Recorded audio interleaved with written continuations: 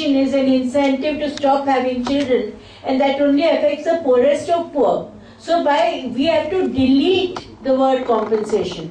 We have to include something called aftercare, medical aftercare, because that is what is emerged from a lot of presentations, that women are not being cared for and are landing up spending out of pocket to recover from the procedure.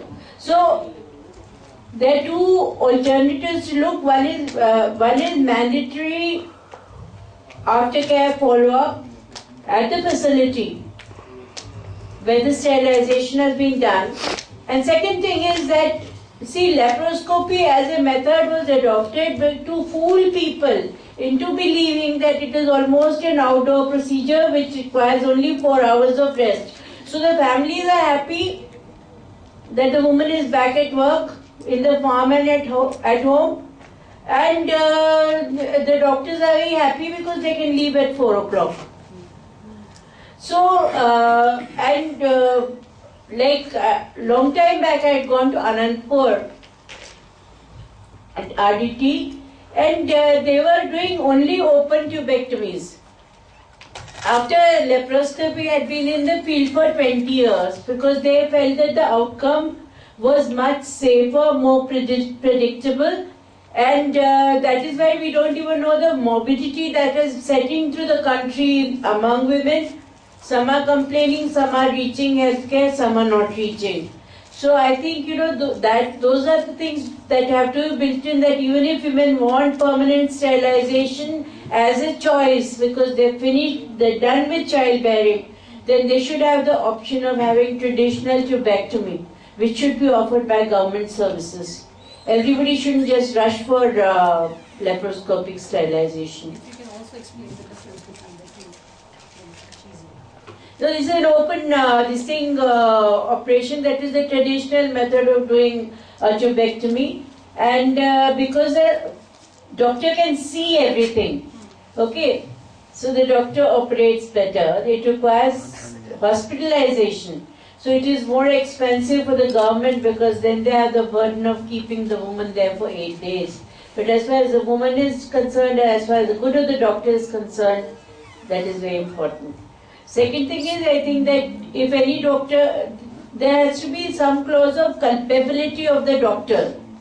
Because like there's one Dr. Mehta, not related to me fortunately, but who has that record of doing one laparoscopy in 45 seconds? And he brags about it, and I mean it's just fantastic, because you don't have that many laparoscopes. So that means you're putting from one patient straight into another something which needs to be actually sterilized. So it's an outright unsafe procedure. So I think the doctors also have to be held culpable, and the MCI should revoke their licenses, because they just love it, They'd like to, it's a record-setting marathon session that they like to run. But about incentives, we should be very careful, because that's where the poorest people suffer, and that is when they suffer is in the times of drought particularly. If there is a drought in the area, you find the number of sterilizations going up tremendously. So we should not encourage it. It is very inhuman. No, I'm not focused in that incentives or any compensation. No, this is you talking about compensation. No, should first reach the right of all, people. I told that to form a committee, regional committee, so that they can look after the patient after the operation. Yeah.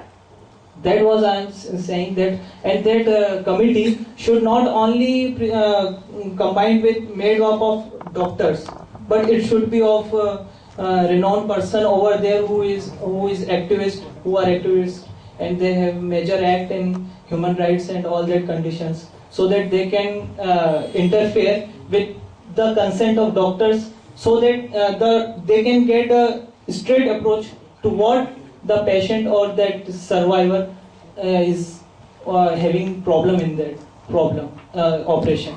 That I want to say, that to make an independent committee, not comprised not only of doctors, so that doctor they will protect each other.